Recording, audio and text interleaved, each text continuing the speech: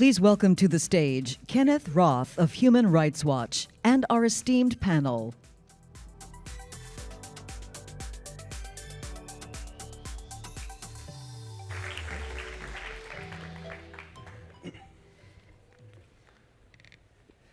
Good morning, everyone. We're going to address this morning, how do you fight back against serious challenges to our human rights? And we're going to deal with two situations that have quite a bit in common and one that is different. We're going to deal with entrenched dictatorships in Venezuela and Iran, where we've seen enormous efforts by the world to address the repression.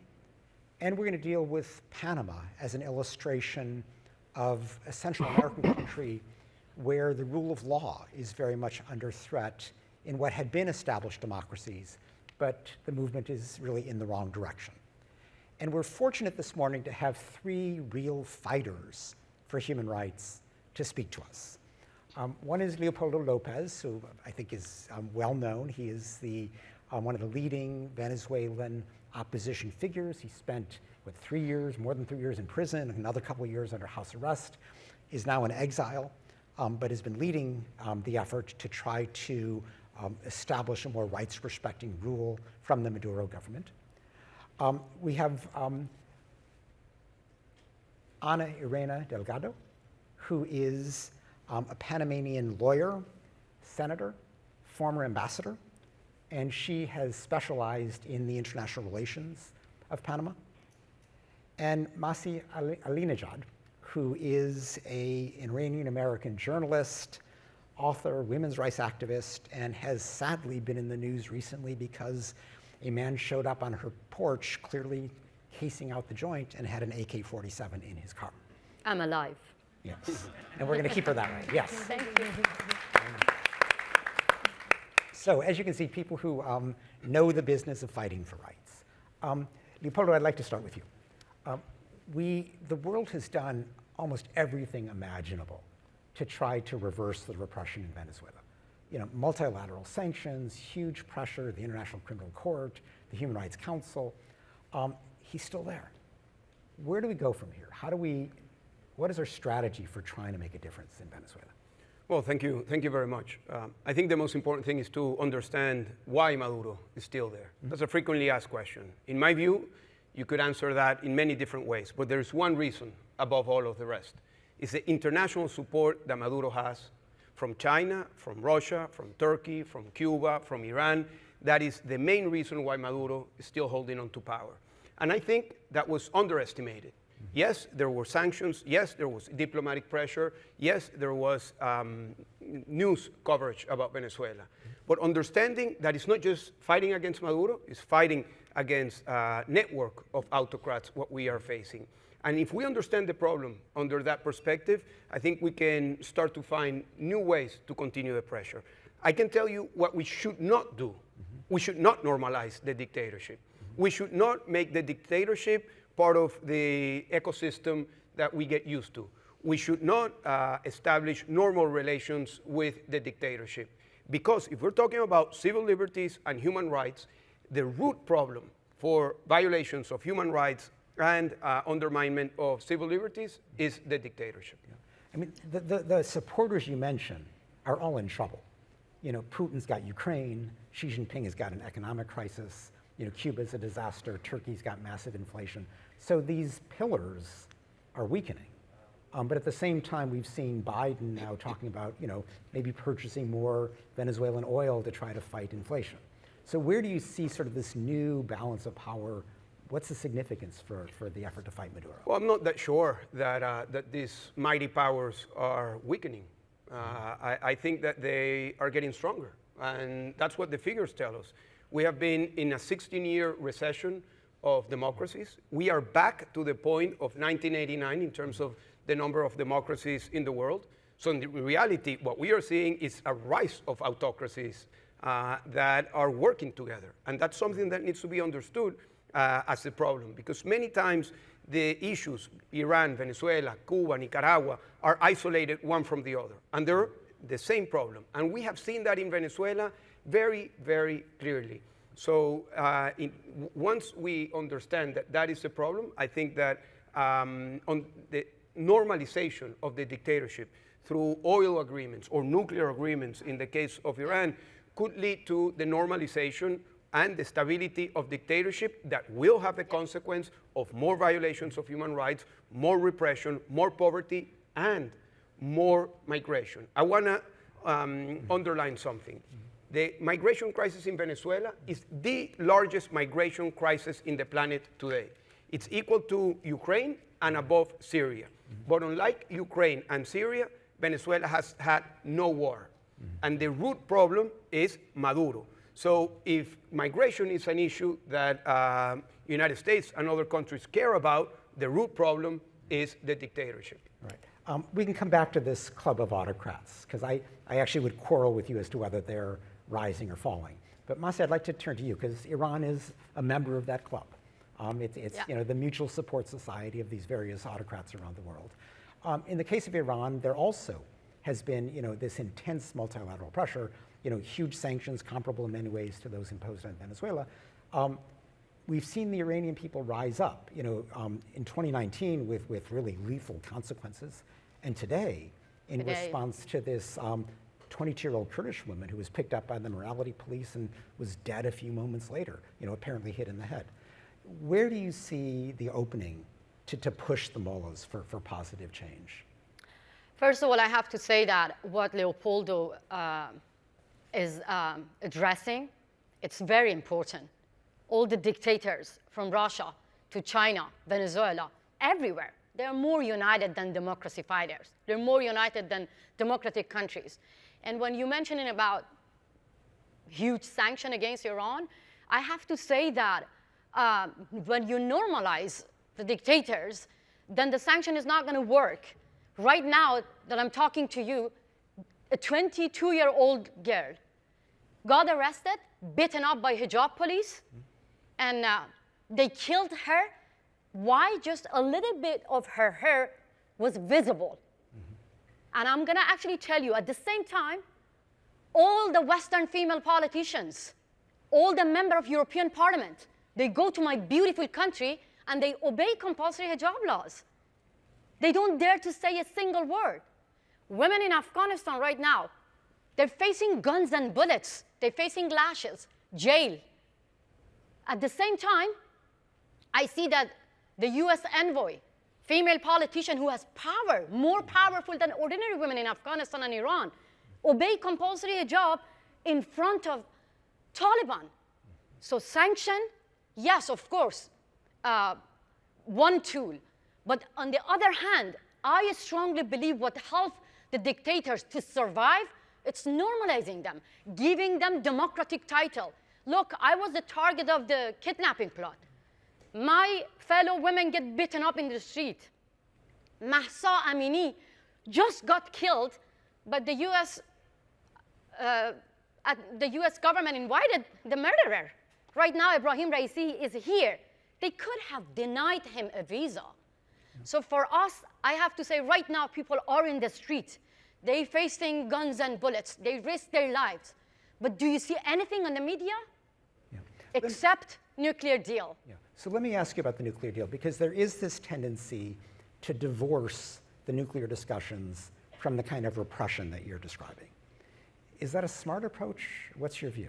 I mean, I strongly believe that when we separate human rights from nuclear deal, that's not going to be a deal. That's that's, as we call it, legitimizing dictators. Look, Iranian government are suffering from internal crisis. They know that the only way they can survive, it's the deal. I was pro-deal, I'm being honest with you, because I wanted my country to be like a normal country. But it's not. After the deal, we've been witnessing that the money went to Lebanon, to Hezbollah, Hassan Nasrallah, to Bashar Assad. So we know that when the money goes to these dictators, for them, getting this deal is more important than everything. So right now, the main focus about Iran is just a nuclear deal when it comes to Western country. But when it comes to people in Iran, they just want to get rid of this regime. This is 21st century. We deserve to have a democratic country. Imagine Mahsa was your daughter. We see that even human rights organizations, they cannot condemn compulsory hijab laws. Why? Imagine one day in America, there is a condition saying that if anyone want to come to America, they should remove their hijab. What would you do? You stand up for all Muslim. We all stand up against Muslim ban, Burkini ban. But when it comes to women ban, which I call it, because all women, every single of you, you're banned from going to my beautiful country. If you don't cover yourself, they call you prostitute. They arrest you, they lash you, they kill you. But your female politicians from everywhere, they obey this discriminatory law. My heart is broken because right now the girl got killed, but Iranian women are in the streets. You don't hear anything about them. It's just about nuclear talk. Yeah, no, you're absolutely right. I mean, the compulsory hijab law is discriminatory, and it should be condemned. You're totally right about that. I want to turn to Anna, though, because we deliberately have a series of different kind of contexts here. And fortunately, Panama is nothing like Venezuela or Iran. It's a democracy. It's in Central America, and Central America is clearly moving backwards. In the United States, you read about Central America as the origin of many of the migrants who are arriving at the southern border of the United States. But there has been a real attack on the rule of law in Central America. Obviously, somebody like Bukele in El Salvador, certainly Ortega in Nicaragua, but even, say, Guatemala is moving very much backwards, with corruption often the motivation behind attacking the rule of law. Now, how is Panama dealing with this? How is Panama trying to maintain the rule of law as an essential check and balance on executive power in a democracy? Thank you, Kenneth. So I would like to start by saying that I totally sympathize with the people of Venezuela and, of course, with the people of Iran, and especially as a woman.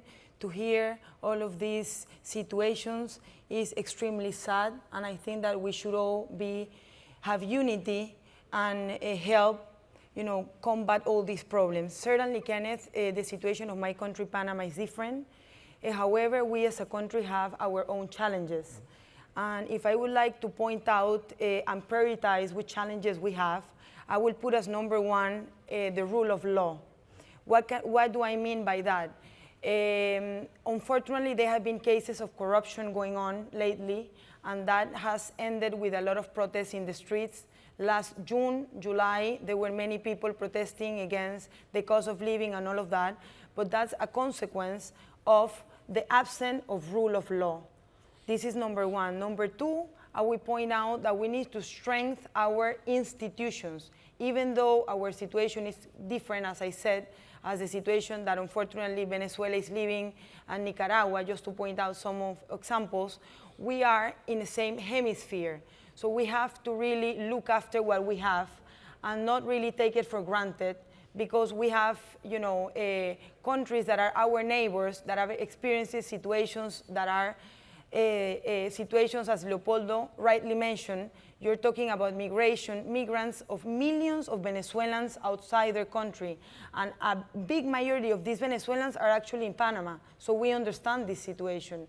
So as I said, we do have our own challenges. In this moment, there are some audiences and the tribunals going on, and the people of Panama were expecting to have not impunity, to have fairness in these processes, so that Panama can keep looking as a country to invest in our region. I was chatting just before the result of the Freedom Report, and they qualify Panama 83 out of 100, the same qualification as the United States we have. Our neighbor country, in the example, for example, Colombia, they put 63 over 100.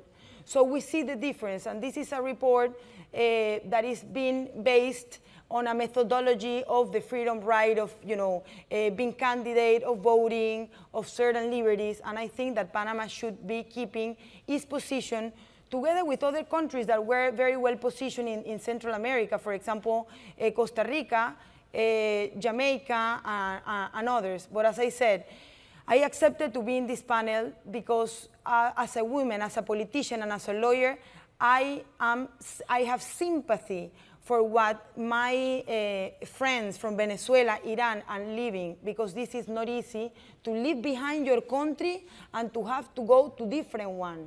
So this is exactly what I wanted to point out about our situation. Right, well, thank you, Ana. Let me just to follow up. I think one problem we've seen, and you can take, El Salvador as an example, or even, most recently Costa Rica.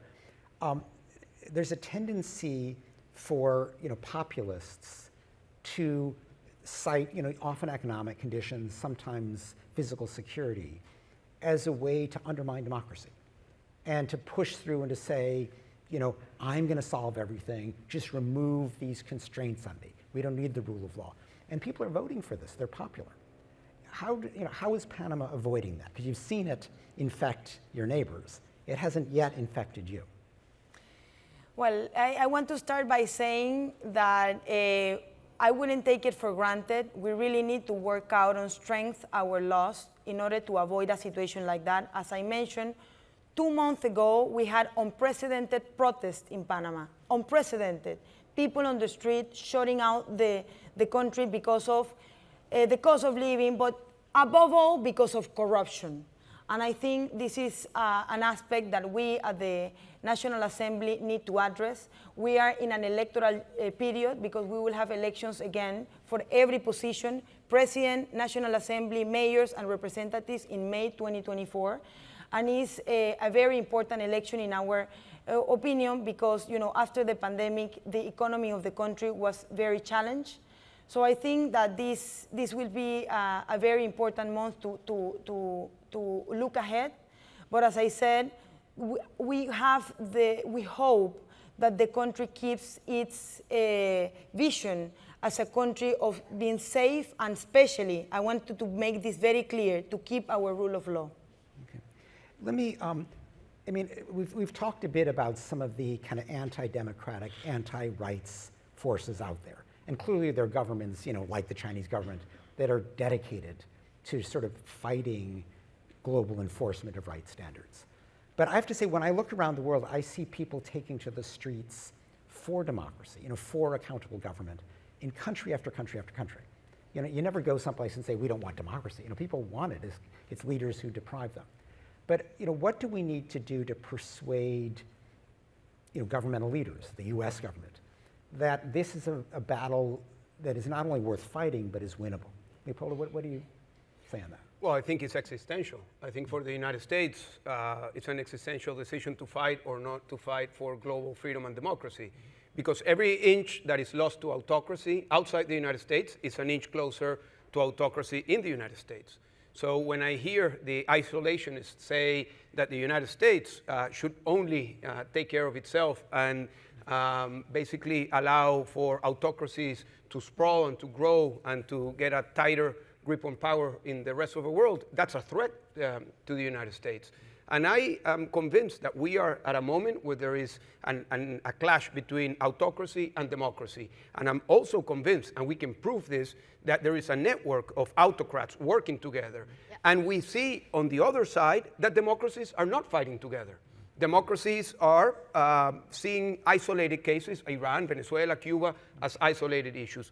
So I believe that this is a moment when there needs to be consciousness that this is a fight that requires alignment, that requires the will to win the fight, and to give the people, as you very well say, the means and the support to overcome their autocrats. Because when people talk about Iran, about China, about Venezuela, about Nicaragua, many people think that all of the people in those countries are supporting those regimes. And that's absolutely not true. Yeah.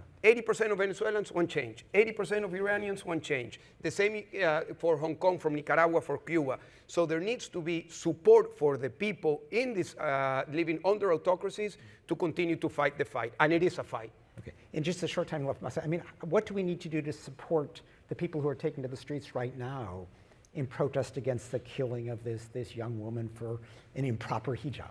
Just think about this. As a human rights issue, put your political belief and political idea behind. When it comes to human rights, it should be a bipartisan issue.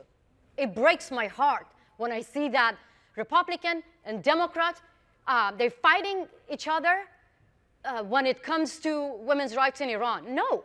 Even, let me be honest with you, even Human Rights Watch, you are tough with Saudi Arabia, which is good. Be tougher with the Islamic Republic as well, you know? When it comes to women's rights, when it comes to human rights, it should be a bipartisan issue. Last thing that I want to say, I'm coming from a country that the leaders of my country issued fatwa against Salman Rushdie. After 30 years, Salman Rushdie got killed and got assassinated. Thank God he's alive. But the leaders of my country were celebrating the assassination. Can you believe that? And they try to, right now that I'm talking to you, US citizen, British citizen, Swedish citizen, German citizens are in prison and being used like bargaining chip to get a deal from Iran. If you don't get united, the democratic country, and downgrade your relation with the Islamic Republic until the day they release the innocent political prisoners, believe me, the terrorists will get united and end democracy. And they will end us if we don't end Islamic terror. Okay, that's the last point. And I see we're out of time, but do you have a quick word for what the world can do to help your fight for the rule of law in Central America? Well, yes, I would say that from Panama, being in our geographical position and having the canal, being in our geopolitical, I think we have been open to welcome migrants. In fact, we were talking before entering this panel with Leopoldo how that is working through the channel between Colombia and Panama. And I think that, as I said, Panama is like the oxygen of the region because we see that at least we maintain our democracy, and we have had elections since 1989, non-stop. And even though the parties have been changing from one election to the other, the will of the people have been respected. So I think that's the way it should be. Well, my thanks to all three of you. I think one takeaway we can have here is that, obviously the fight for democracy is important. I think we all take that for granted. But it's winnable. The people are on our side. And the means of that fight matter. It's not enough to just say, well, I'm for democracy ultimately. But if you're focusing on the Iranian nuclear deal, if you're focusing on getting more oil, you've got to make sure that you're being true to human rights and democratic principles as you address these broader global problems. Thank you very much. Thank you all for joining us. Thank you, Kenneth. Thank you.